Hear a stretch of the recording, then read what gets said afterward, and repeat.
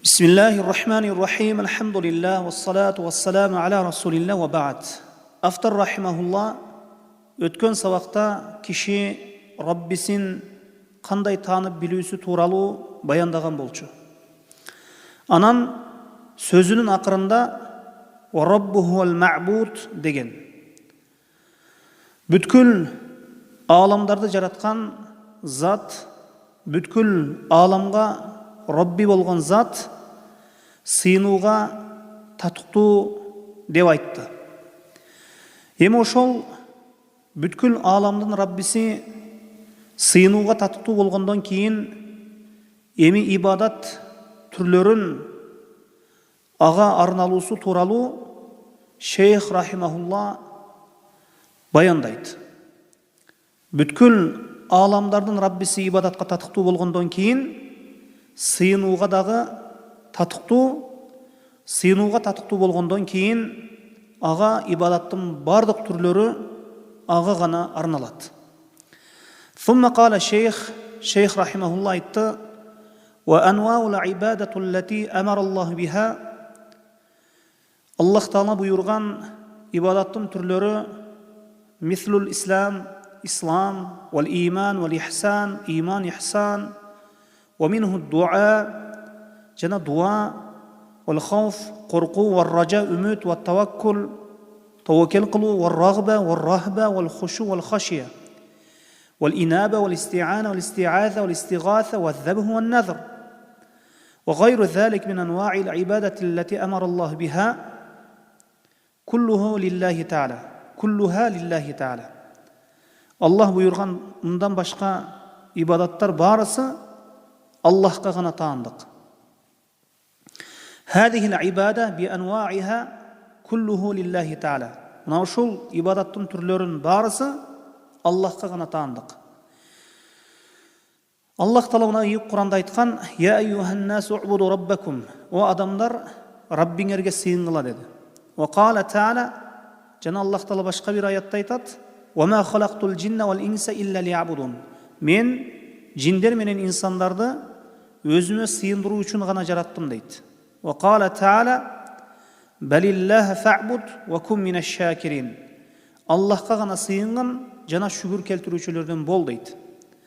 Ва кала таала, жана Аллах Таала башка бир мына Фатиха сүрөсүнүн аятында айтат: "Ияка на'буду." Сага гана сыйынабыз. Ай ла на'буду гайрак. Сенден башкага сыйынбайбыз дегени. Бул орунда ияка маф'улун бихти feilden aldın koyu hasırdı bildiret. Ve ibade enva'un kesiratun. Ve ibadetu enva'un kesiratun. İbadattın türleri köp. Minha a'malun kalbiyye. Jürek amalları var. Mislu el-khawf, el-raca, el-tevakkul, el-ragbe, el-rahbe, el-haşye. Buna uşul ibadattın türleri jürek amallarına taandık. Ve minha a'malun zahira. Buna zahir болгон амалдар бар. Дайча айтканда ачык көрүнө турган амалдар. Мисалы үчүн вахия а'малул жаварих. Дене мүчөлөр менен аткарыла турган амалдар. Кел исти'ана, жардам суроо, вал исти'аза, кургуу суроо, вал истигаса, жардам суроо, вал забх ван назр, курбандык кылуу, жандык союу, жана назр. Ва минха ар-руку вас суджуд вас сиям вал хаж вал джихад. Мына дагы ибадат түрлөрүнөн rükû, sajda, jana urozо, jana acılık, jana jihad.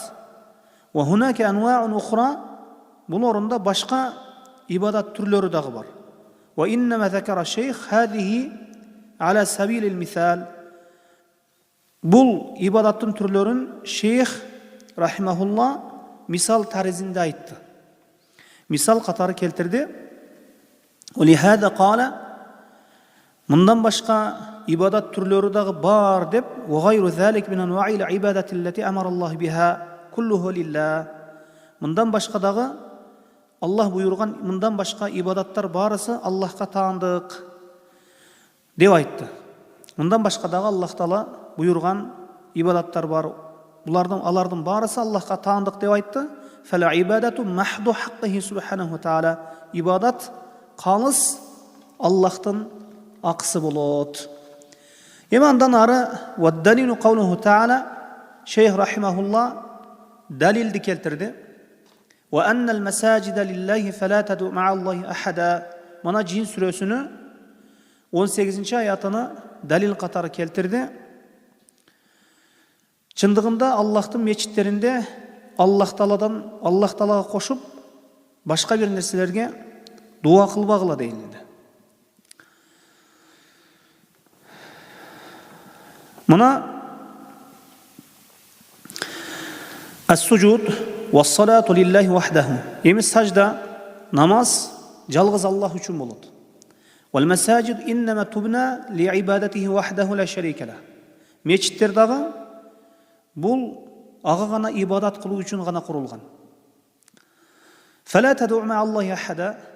Аллах Таала кошуп башка бир нерселерге ибадат кылбагыла, дуа кылбагыла дейилди. Ай ла ta'budu ma'a Allahi gayra. Аллахка кошуп башка бир нерселерге сыйынбагыла.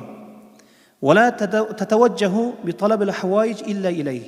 Аларга мухтаждыгыңарды талап кылып, аларга мындайча айтканда бурулбагыла, аларга мындайча айтканда жүздөн бөгүлө, бир гана Аллахка гана мындайча айтканда Аллахтан гана сурагыла ошол мухтаждыгыңарды дегендей. Кама кала Таала, мына Аллах Таала айткандай: "Ва ла тад'у мин дуниллахи ма ла янфаука ва ла ядуррук, фа ин фаалта фа иннака изан миназ-залимин." Sen Allah Ta'aladan başkaga, sen Allah'tan başka özüne ne payda bere turgan, ne ziyan bere turgan nerselerge dua kılba deydi. Eğer mına uşunday kıla turgan bolsoň, zalimlardan bolup kalasың deydi. Emi zulum bir nerseni öz orundan başka bir orunga koyu. Mına ошондуктан pende kaçan ibadat kılgan kezde oşol ibadatını Allah Ta'aladan başkaga arnosu ошол пенденин зулум кылуусу. Анткени ошол пенде ибадатты өз орунан башка бир орунга койгондугу үчүн. Ибадаттын баарысына Аллахка гана татыктуу жана ибадаттын баарысы бардык түрү Аллахка гана арналат. Жана башка бир аятта: "Уд'у раббакум тадарруан ва хуфия, иннаху ла юхиббул му'тадин." Раббиңерге ошол кичпейилдүүлүк менен берилип сыйынгыла. Мындайча айтканда, удуу, дуа кылгыла, жашырын түрдө, кичпейилдүүлүк менен, тазарруу менен дуа кылгыла. Албетте ал зат чектен чыгуучуларды ширк келтирип, зулум кылып чектен чыгуучуларды жакшы көрбөйт дейт. Эми жүрөк менен боло турган, дене мүчөлөр менен боло турган ибадаттар тууралуу айтты. Орозону, намазды Allah üçün kılıp, anan duаңызda arbak koldosun dep koysoңuz, insan dinden çıkıp kalat. Femen sarafa minha şey'en li gayrillah fehu müşrikun kafir deydi. Mına oşol ibadattın bir türlörünü Allah Ta'aladan başka bir nerselerge arnosu, oşol pendenin müşrik bolosuna, jana kapır bolosuna жетиштүү болот. Kim oşol ibadattın bir türün Allah Ta'aladan başka bir nersege arnasa, al müşrik jana kapır bolot deydi. Müşrik bolot, kapır bolot deydi. Жүрөк менен боло турган, дене мүчөлөр менен боло турган ibadattар тууралуу айтты. Орозону, намазды Аллах үчүн кылып, Аллах үчүн ошол жасап, Аллах үчүн окуп, Аллах үчүн орозо тутуп, анан дуасында арбак колдосун деп койсо, инсан динден чыгып калат. Ибадаттын 20 түрү болуп, 19-ун Аллах үчүн кылып, бирөөсүн Аллахтан башка кылсаңыз, инсан ошондо дагы динден чыгып калат. Бир ибадатты Аллах Тааладан башка бир нерсеге арнап койгондугу үчүн. Азыр мына караң, бир канча ибадаттарды зикир кылып баяндап, мына ушулардын баарысы Аллах үчүн болуусу керек деп кайсы аятта айтты? Жана Cin сүрөсүнүн 18 аятын айтты. Ваннал масажида лиллахи фала тад'у ма Аллахи ахада. Аллахтын мечит чындыгында, Аллахтын мечиттеринде Аллах Таалага кошуп, башка бир нерселерге ибадат кылбагыла дейилди. Cin сүрөсүнүн аятын айтты, азыр окудук. Эми бул дуага гана байланыштуу эмеспи? Бир гана дуага байланыштуу болсо, кандай кылып ибадаттын бардык түрүн Аллахтың өзүнө сарптоо керек деп айтылып жатат. Ушуга далил кылып келтирип жатат дейилсе, дуа экиге бөлүнөт. Дуа ал-мас'ала бар, дуа ал-ибада бар. Ибадат маанисиндеги дуа бар. Мына фала тад'у ма Аллахи ахада, Аллах Таалага кошуп башка бир нерселерге дуа кылбагыла деп, Аллах менен бирге бир нерсеге ибадат кылбаң деген мааниде келип чыгат. Дуанын эки туру бар экен, дуа ал-мас'ала, дуа ал-ибада. Эми Аллах менен бирге бир нерсеге ибадат кылбаң деген мааниде келип чыгат. Мындайча айтканда, дуа кылбаң деген маани болсо, ибадаттын бир түрү айтылып, бир түрүн айтып жаткан болот. Аллах Тааладан башкага дуа кылбаң деген маани бере турган болсо, ибадаттын бир түрүн айтып жаткан болот. Бул дуа ал-мас'ала деп айтсак болот муну. Дуа бул ибадат деп айтсак, Аллах Тааладан башка, Аллахка башка бир нерсени кошуп, Аллах Тааладан башка бир нерсеге кошуп ибадат кылба деп айтсак, Аллах менен бирге бир затка ибадат кылбаң дейилсе, бул не? Ар кандай ибадатты Аллах Тааладан башка арноо дурус болбойт. Ошол айтылган ибадат түрлөрүнө далил болот. Жана жогоруда айтканыбыз дуа ал-мас'алага мисал, эми дуа ал-ибаданы, дуа ал-ибада деп айтсак, Аллах менен бирге бир затка ибадат кылбаң болот да, ар кандай ибадатты Аллахтан башкага арноо дурус болбойт. Ошол айтылган ибадат түрлөрүнө, бардык ибадат түрлөрүнө далил болот. Мына ошондуктан мына ушундай түшүнүү керек. فمن صرف منها شيئا لغير الله فهو مشرك كافر لأنه أشرك أي أنتكن al şirk keltirdi أي عبد مع الله غيره. Allah'a koşup başka bir nersege ibadat kıldı. وجعله ندا لله في عبادته. Özünün ibadatında Allah'a teң şerik kıldı degen. Эми мына ушул жогорудагы айтылган ибадаттын ар бир түрүнө Шейх рахимахулла далилдерди келтирет. والدليل قوله تعالى ومن يدعو مع الله إلها آخر لا برهان له به فإنما حسابه عند ربه إنه لا يفلح الكافرون. Мына дуага мисал, ким Аллахка кошуп башка бир нерсеге, башка бир илахка дуа кыла турган болсо, Аллахтан өзгө илахка дуа кылып далили болбосо, анын эсеби Аллахта дейт. Ширк келтирген адамдын эсебин Аллах өзү алат экен. فإنما حسابه عند ربه. Анын эсеби каттуу дегени. إنه لا يفلح الكافرون. Ошол ширк келтирген адам, ширк келтирип капыр болгондор эч качан кутулбайт дейт. إنه لا يفلح الكافرون. Ошол капырлар кутулбайт. Эми бул орунда бир нерсени айта турган болсок, мына لا برهان له به. Далили болсо ибадат кыла берсин деген нерсе келип чыкпайт баары бир.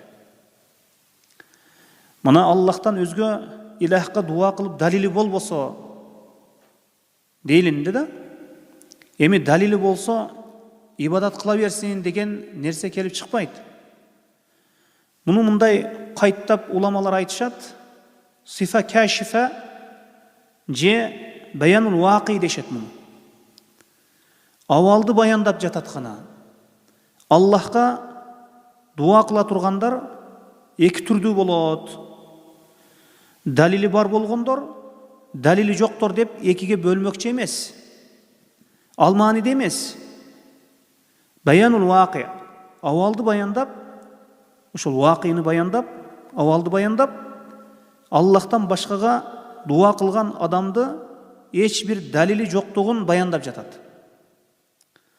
Анткени ошол ибадатка татыктуу болуу үчүн, бүткүл ааламдардын Раббиси болуу үчүн толук сыпаттар болуусу керек деп буга чейинки сабагыбызда айттык. Бул толук сыпаттар Аллахта гана табылат. Аллах Таалада гана табылат. Мына ошондуктан ширк келтирген адамдын эч бир далили жок болот. Жана андан аркы аятта ва кала таала ва'будуллаха ва ла тушрику бихи шей'ан dedi. Аллахтын өзүнө гана сыйынгыла, жага эч бир нерсени ширк келтирбегиле dedi. Ва кала таала ла ин ашракта ла яхбатанна амалук ва ла такунанна минал хасирин. Bir şirk keltirsen amaldarың жоқ болады. Жана зыян көрүүчүлөрдөн болуп каласың dedi. Wa qala ta'ala жана Аллах Таала айтты: "Wa law ashraku la habita anhum ma kanu ya'malun." Эгер ширк келтирсе, алардын кылган амалдары өчүп күйүп кетет dedi. Faman sarafa shay'an min anwa'il ibadati li ghayrillah. Kim ошол ибадаттын түрлөрүнөн бирөөсүнү Аллах Тааладан башка бир нерсеге арнаса, فهو مشرك كافر وعمله حابط. Анын ал мушрик капыр болду, жана амалы күйүп кетти дейт. وبعد أن ذكر الشيخ أنواع العبادة ذكر دليل كل واحد منها. Шарих айтып жатат, эми ушул китепте түшүндүрмө берип жаткан. Эми жогорудагы аятты жалпы ибадаттын барасына далил кылды. Бирок ошол дуанын өзүн көздө тутуп келтирген болуусу мүмкүн, болушу дагы мүмкүн. Эми шейх рахимахулла ибадаттын түрлөрүн зикир кылгандан кийин ар бирине далил келтирип жатат. Кала ва фил хадис, мына хадисте ад-дуау мухул ибада. Дуа бул ибадаттын баш мээси. والدليل قوله تعالى برغب الحديث إسنادында заифтик жери бар. Имам Тирмизи рахимахулла риваят кылган. Мына аяттан далил келтирип жатат. وقال ربكم ادعوني استجيب لكم إن الذين يستكبرون عن عبادتي سيدخلون جهنم داخرين. Раббиңер айтты, мен өзүмө гана дуа кылгыла. استجيب لكم, силердин дуаңарга жооп беремин. Менин ошол ибадатымдан баш тарткандар dedi, текебир болуп баш тарткандар dedi, жакында кор болгон абалда тозокко киришет dedi. Аяттын башында мага дуа кылгыла, мен жооп беремин dedi. Аяттын акырында болсо ибадатымдан баш тарткандар dedi. Ошол ибадаттан баш тарткандар деп айткан, мындайча айтканда ибадатымдан баш тарткандар dedi. Дуамдан баш тарткандар деп айткан жок. Мындан чыкты дуадагы ибадат. Ошол ибадаттын бир түрү. والآيات التي فيها الأمر بالدعاء والثناء على الداعين كثيرة. Мына ошол аяттар көп. Дуага буйрган аяттар көп. Дуага буйрган, дуа кылуучуларды мактаган аяттар көп. Мына قال الله تعالى, мына Аллах Таала айтат: "Удуу раббакум тадарруа хуфия." Раббиңерге тадарру менен берилип, кичпейли болуп, жашырын түрдө, көмүскө түрдө дуа кылгыла. Кала Таала: "Ва иза саалака ибади анни фа инни кариб." Эгер пендем мен тууралуу сурасы, эгер пендем мен тууралуу, ва иза саалака ибади анни, эгер пендем мен тууралуу сураса, фа инни кариб, мен ага жакындыгымды айт. Мындайча айтканда, мен ага жакынмын. Ужибу да'вата ад-да'iya иза да'ан. Ошол дуа кылуучунун дуасына жооп беремин. Фалиястажибу ли ва лию'мину би ла'аллахум яршудун. Мен мага жооп берсин, мага иман келтирсин, алар барким туура жолду табышар дейт. Ва фил хадис ад-ду'ау мухул ибада дейт. Хадисте дуа бул ибадаттын ошол башы, баш мээси деп айтылынды. واستدل الشيخ بالآيات والحديث على أن الدعاء من العبادة. الشيخ رحمه الله آياتlarda жана хадисте далил келтирди. Ошол ибадат, дуа ибадат экендигине. Дуа ибадат экендигине шейх аят менен хадисте далил келтирди дейт. لأنه تعالى قال في نفس الآية. Антикен Аллах Таала ошол аяттын өзүндө эле айтты: "Инналлазина ястакбируна ан ибадати." Чындыгында менин ибадатымдан баш тарткандар. Вал хадис сабит лафзуху ани наби саллаллаху алейхи вассалам. Мына төмөнкү дуа тууралуу айтылган хадис ошол сахих ад-дуау хуа ал-ибада деген хадис, сахих хадис. Ошондуктан Ad-du'a'u mukhul ibada деген hadisке qaraganda, munu sahih hadisте ad-du'a'u huwal ibada. Дуа бул ибадат деген hadisте алганыбыз жакшы. Wa qassama al-ulama'u ad-du'a ila qismayn. Ulamалар дуаны эки бөлүккө бөлүшкөн. Du'a'ul mas'ala wa huwa at-talab as-sarih ka qawl al-'abd Allahumma ighfir li, Allahumma irhamni, Allahumma ihdini, misla qawlihi ta'ala ihdina as-siratal mustaqim. Bul du'al mas'alaga dalil. Du'al mas'ala degeni суроо талап кылуу. Мындай айтканда сураану талап кылуу дегени. Бул ачык түрдө bir talap kılуу, suranуу degeni. Misal үчүн пенденин сөзүндө Allah'ım meni keçirgin, Allah'ım maga райым кылгын, Allah'ım meni туура жолго баштагын degeni. Жана мисла qawlihi ta'ala ihdina as-siratal mustaqim, meni туура жолго баштагын деген ушул дуал mas'ala. Калган ибадаттар дуа ибада дейлет. Wa du'a ibada wa hiya sayrul ibadat. Дуа бул ибадат, башка ибадаттар сыяктуу эле. Фас-салату дуа ва сияму дуа. Бул намаз дуа, орозо дуа, вал хаджу дуа. Бул ажылык дуа, ва зикру куллуху дуа. Зикрдагы барысы дуа, ай дуа ва ибада. Мындайча дуадагы ибадат ва суммиятул ибада дуа. Анткени бул орунда эми мына дуа ибадат дуа деп аталды. Ланна ал-абд талибун лис-саваб. Анткени пенде соопту талап кылуучу дейт. Мисалы, намаз окуп жаткан киши Аллахтын сообун үмүт кылып окуп жатабы? Бешке кирейин, тозоктон кутулайын деп ошол окуп жатат. Эми тили менен бешти сурабаса да, ошол тили менен тозоктон кутулууну сурабаса дагы, ошол турган ибадатта турган абалы бешти сурап, тозоктон кутулууну ошол сурап жаткан болот. Анткени ал тили менен сурабаса дагы, анткени ал ибадат кылып жатат. Бул деле дуа, ошол максатта кылынып жаткандыгы үчүн ошол ибадат. Кала ва далилул хауф. Анткени инсан ибадат кылган кезде ошол намаз окуусу, Аллахтын буйругуна баш ийүүсү, бешти сурап жатканы жана тозоктон кутулууну сурап жатканы. Кала ва далилул хауф. Каулуху та'ала, коркууга далил келтирди. Фала тахафуху ва хафуни ин кунтум му'минин. Алардан коркпогула. Менден коркула. Фала тахафу ва хафуни. Менден коркула эгер му'мин болсоңор дейт. Фамар Аллаху бил хауф минху. Эми Аллах Таала ошол өзүнөн гана коркууга буйурду. Ва хауфуллах мин ажал ахвалил кулуб ва афдалиха. Аллахтан коркуу жүрөк амалдарынын эң абзели. لأنه يمنع صاحبه من الإقدام على المعصية الله. Анткени мунун ээси коркуп турган пенде күнөөгө түшпөйт. Ошол нерсе күнөөдөн пенденин күнөөгө түшүп калуусунан тыят. Wa fi ma'na al-khawf, эми хауфтун коркуунун мааниси al-khashya wa ar-rahba fa ma'aniha mutaqariba. Мына коркуу, хашия, рахба деген мааниси бири-бирине жакын. Wa kulluha جاء ذكرها في القرآن. من بارس القرآن ده ذكر كلجن شو قرقون ترلور. قال تعالى فلا تخافوه وخافوني. الله ردان قرق بغلا منن قرق الله. وقال تعالى فلا تخشوا الناس واخشون. شنو؟ الله دادم دردان قرق بغلا ديت. منن قرق الله. وقال تعالى إن الذين هم من خشية ربهم مشفقون. الله شندا الله ديت. ربي سنن قرق ترشت ديت. وشول قرق ترغان ورندا. ده شيء قندا Rabbisinden korkup duruşatalar deydi.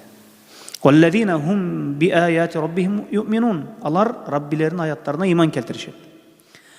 وَقَالَ تَعَالَى فَاِيَّيَ فَرْهَبُونَ. Menden gana korkutlar deydi. قَالَ تَعَالَى فَاِيَّيَ فَرْهَبُونَ. وَالْآيَةُ فِي ذِكْرِ الْخَوْفِ كَثِيرًا. Korku turalı kelgen ayatlar Kur'an-ı Kerim'de köp. Bu birinci korkunun türü Бул Аллах Тааладан гана болуу керек. Аллах Тааладан гана коркуу керек экен. Эми вал хауфу минал халқи анва. Махлуктардан коркуу эми түрү бар муну. Минху ма хуа ширк. Махлуктардан коркууда эми ширки болгон коркуу бар. Кал хауфу минал аутhan вал амват ва i'tiqadi annahum ya'lamun al-ghaib ва annahum yu'aththiruna bin naf'i wad-durri. Misal үчүн киши өлүктөрдөн, буттардан, идолдордон коркуусу сыяктуу. Жана аларга ишенет, алар гайыпты билет деп. Өлүктөр гайыпты билет, же ошол бут санамдар гайыпты билет деп. Жана ушундай ишенет, алар пайда бере алат, зыян бере алат деп, мына ушундай ишенимге барат. Бул эми арам болгон коркуу. Эми мисалы үчүн ошол өлүктөрдөн мисалы үчүн коркот, мага бир зыян жеткирип коет деп. Же бир буттардан, же ширкий нерселерден коркот. Бул арам болгон коркуу. Алар эч кандай пайда зыянга ээ эмес. Эми кийинки коркуунун түрү ва минху маху маасия, күнөө болгон коркуу. Ширк даражасына жетпеген, былайча айтканда ширк даражасына жетпеген күнөө болгон коркуу. Жанагы буттардан, көз ашыктардан, ширкий нерселерден коркууну хауфу сир деп коюшат алымдар.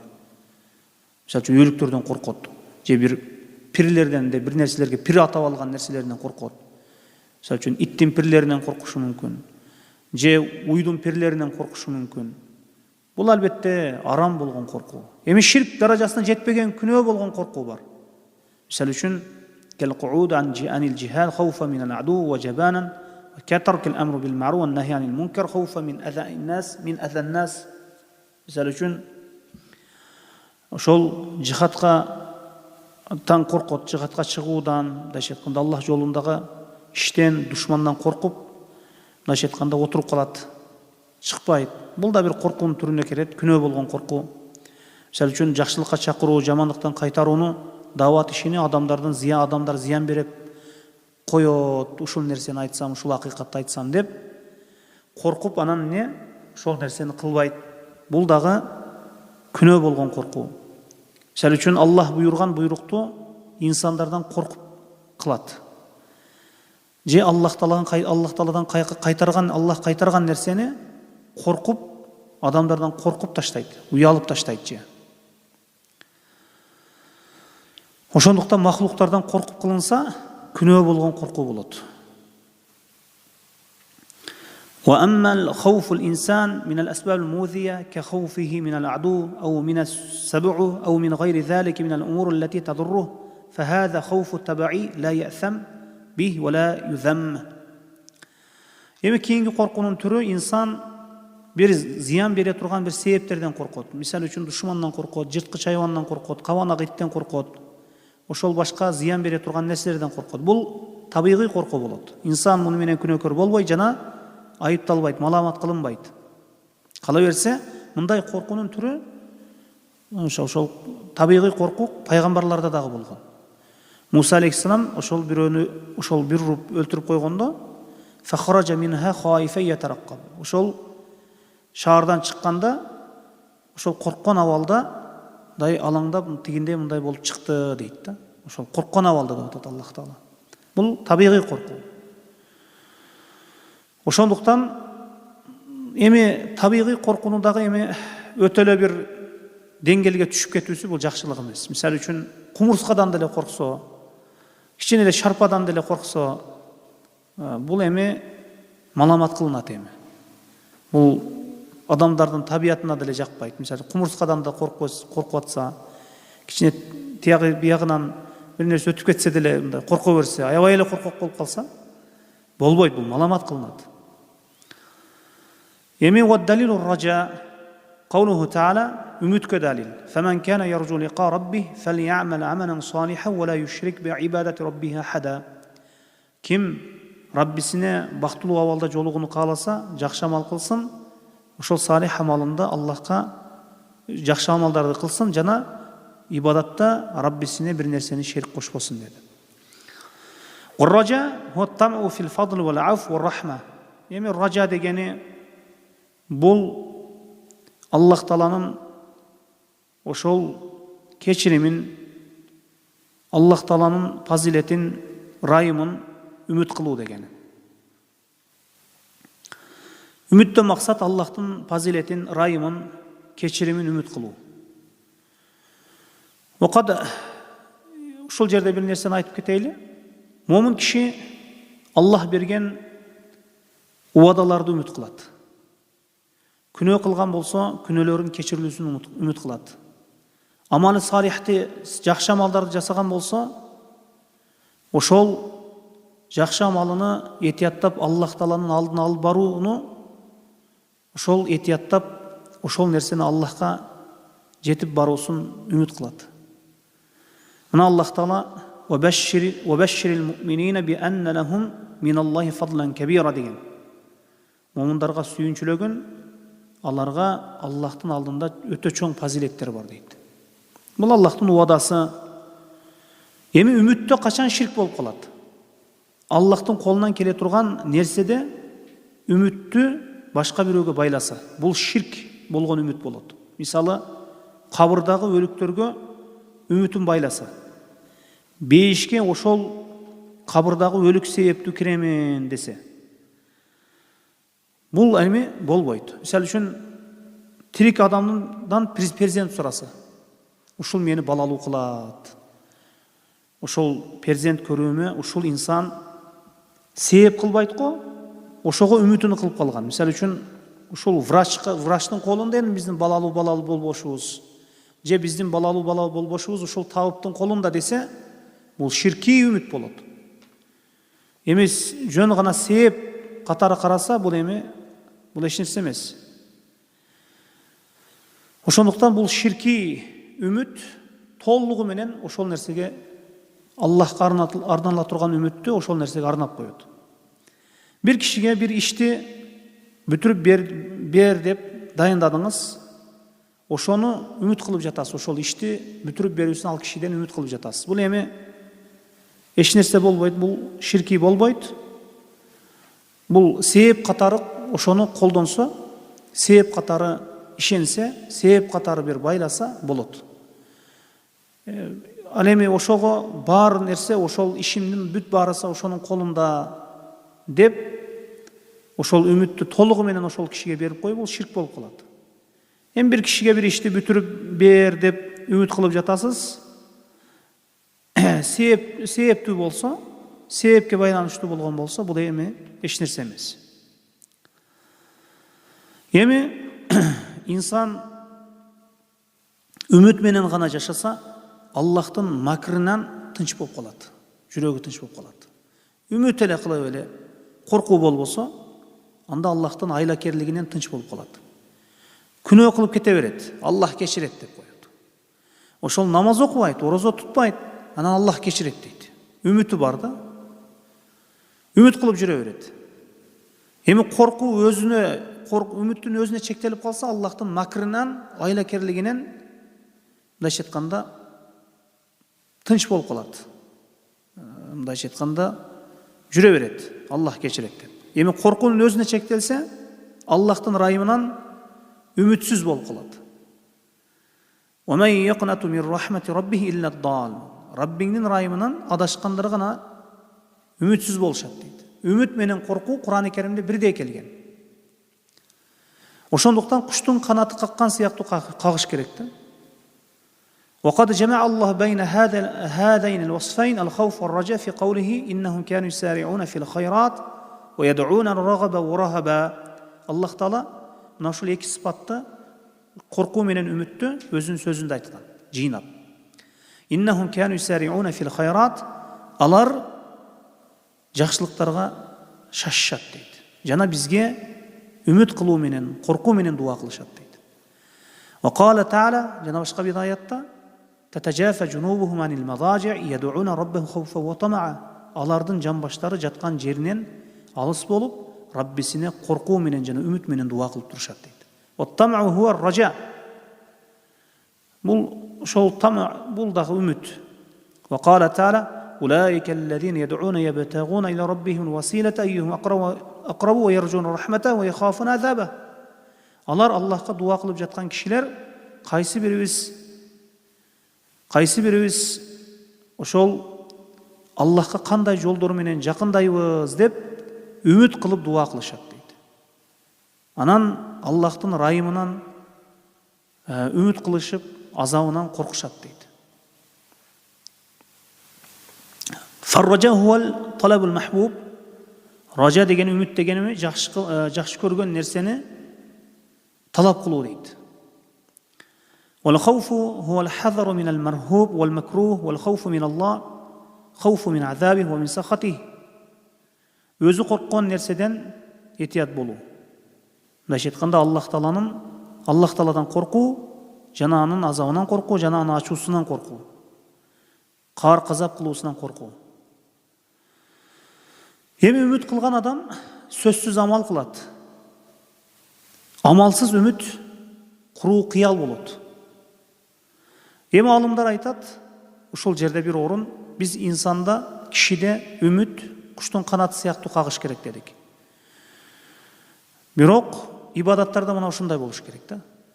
Коркуу менен үмүт бирдей кагуу керек, мындайча айтканда бирдей жүрүү керек. Бирок өлүмдүн алдынан, өлүм төшөгүндө жаткан адамга үмүт тарабы көбүрөөк болсун дешет. Үмүт тарабы көбүрөөк болсун дешет. Эми Аллах Таала мына жогорудагы аятта ким Аллахка жолугууну кааласа, жакшы амалдар жасасын деди. Эми Аллахка жолугуу эки түрдүү болот. Мындайча айтканда эки түрдөгү жолугуу бар. Жалпы жолугуу. Мусулмандагы, капырдагы, мунафыктагы каалабайбы инсан баласы жолугат Аллахка. Бул жалпы жолугуу.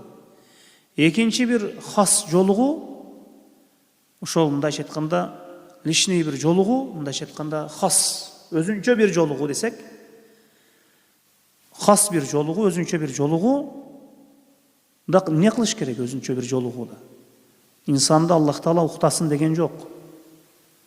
Мындайча айтканда кийим кийсин деген жок, конокко барсын деген жок. Мындайча айтканда жакшы амалдарды жасасын деди. Жана ибадат кылганда Раббисине бир нерсени ширк кошпосун деди. Эң негизгиси мына ушул. Эртеңки күнү инсан Аллахка бактылуу абалда жолуккысы келсе, мына аятка көрө жакшы амал жасасын, жана ибадатында ширк кошпосун Аллахка деди. Бул ибадаттын түрлөрүнүн кээ-бир түрүн айттык. Мына дуа, коркуу жана үмүт. Эми калганын иншаллах эмки сабакта баяндайбыз. Мына ушул жогоруда айтылган ибадаттардын бардык түрлөрү бир гана Аллахтын өзүнө гана арналат. Мына ошондо гана пенде туура ибадат кылган болот. سبحانك اللهم وبحمدك أشهد أن لا إله إلا أنت أستغفرك وأتوب إليك والله أعلم وصلى الله على محمد وعلى آله وصحبه وسلم.